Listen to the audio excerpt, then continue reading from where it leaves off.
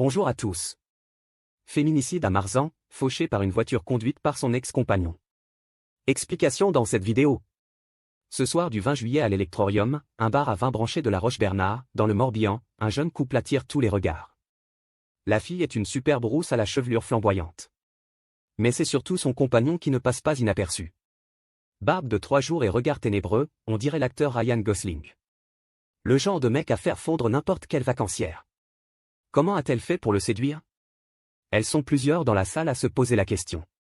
Mais si le temps d'un soupir, elles s'imagineraient bien avec lui, c'est qu'elles ignorent tout du personnage. En réalité, la jolie rousse s'apprête à le larguer, usée, détruite. On peut avoir la gueule de Ryan Gosling et n'être qu'un salaud de film d'horreur. C'est en 2017, sur le site Badoo, que Maïté Aronson a le malheur de rencontrer Ronan Baudot-Denis. À l'époque, elle a 26 ans, déjà 4 enfants et un long passé de déception sentimentale.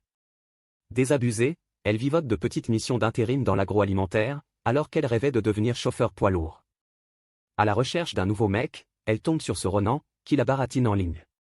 Et tout de suite ou presque, elle en tombe éperdument amoureuse.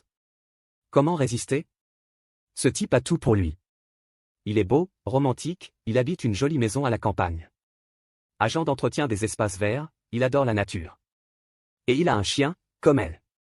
En 2018, elle plaque tout, la Vendée, son travail, pour emménager chez lui avec ses 4 enfants, au village de Marzan, près de la Roche-Bernard. À ses côtés, elle se sent revivre. Ronan lui donne des ailes, de l'ambition. Avec son soutien, elle suit une formation pour devenir agent immobilier, et réalise son vieux rêve, elle passe son permis poids lourd. Elle décroche ensuite un petit contrat, et commence à sillonner les routes au volant d'un 3,5 tonnes, heureuse. Mais au bout d'un an, il lui demande d'arrêter. Il lui explique ne plus supporter qu'elle passe ses journées loin de lui. Touchée et désarçonnée, elle lui cède, quitte son volant, et accepte de recommencer les petites missions en intérim. Mais très vite, elle déchante. Car au quotidien, Ronan Baudot-Denis n'a pas grand-chose du séducteur de cinéma. Il boit, fume du shit, sniffe de la coke et s'écoute parler en permanence. Son seul sujet de conversation, hormis sa petite personne, c'est sa BMW. Pour le reste, il se montre égoïste, colérique et parfois effrayant. Comme ce jour où après un petit accident de parcours, Maïté lui apprend qu'elle est enceinte. « Je ne veux pas de ce bâtard !» réagit-il en lui balançant un coup de poing dans le ventre. « Fais-toi avorter !» Pourquoi ce comportement odieux? Maïté est persuadée qu'il a déjà la tête ailleurs, et qu'il la trompe avec une collègue de travail. Furieuse, elle menace de le quitter. Sa réponse est édifiante.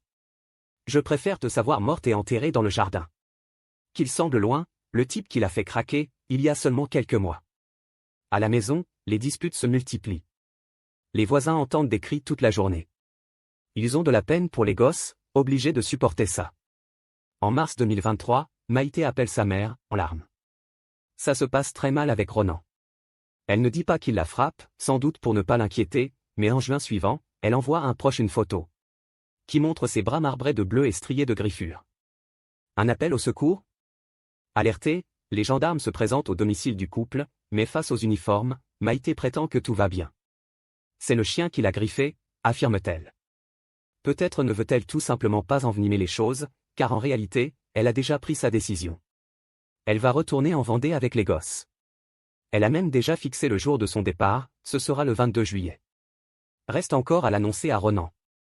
Est-ce pour lui dire les choses en face que l'avant-veille, elle l'emmène boire un verre dans ce bar de nuit de la Roche-Bernard? Probablement. Sans doute préfère-t-elle aussi que l'échange ait lieu avec du monde autour. Mais ça ne change rien. Sous les lumières colorées de l'Electrorium, la discussion dégénère. Médusés, les autres clients voient le couple parler de plus en plus fort, puis hurler, puis s'invectiver au point d'en venir quasiment aux mains. Maïté finit par se lever, furieuse. Connard, crache-t-elle. Et elle quitte le bar comme une tornade. Il est minuit et demi. Elle n'a pas de véhicule. Mais les 3 kilomètres qui la séparent de la maison ne lui font visiblement pas peur, et elle s'éloigne à pied dans la nuit. Elle s'engage sur le pont suspendu de la ville, dont les immenses pylônes blancs se découpent dans le ciel d'encre. Ses pas résonnent sur l'étroit trottoir qui longe la voie de circulation. En bas, les eaux noires de la Vilaine miroitent sous la lune. Les bateaux de plaisance ondulent dans l'ombre comme des fantômes. Elle perçoit le cliquetis des haubans. Et puis elle entend autre chose, une voiture qui approche à vive allure. C'est la BMW de Ronan, dont le moteur sonore est facilement identifiable à l'oreille. La chevelure rousse de Maïté flamboie dans la lumière des phares. Se retourne-t-elle?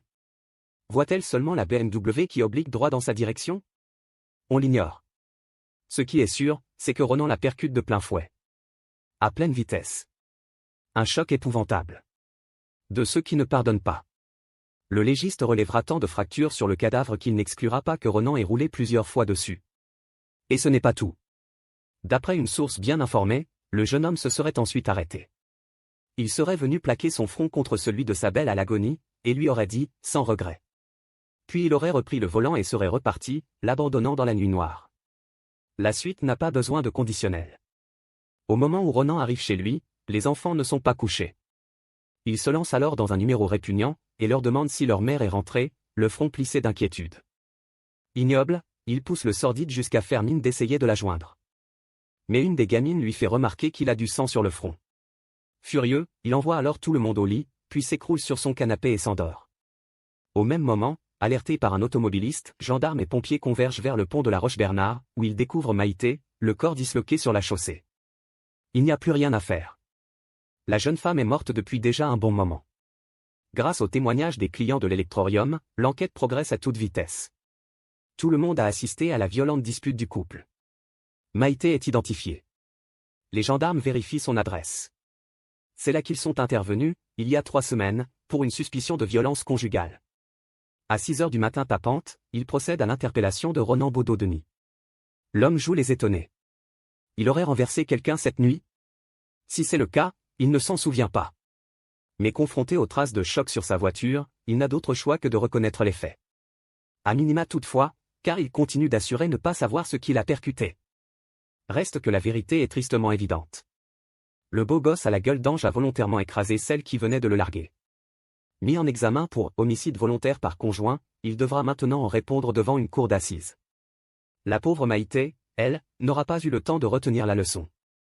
Il faut se méfier des mecs en apparence trop parfaits. Leur laideur se cache parfois à l'intérieur.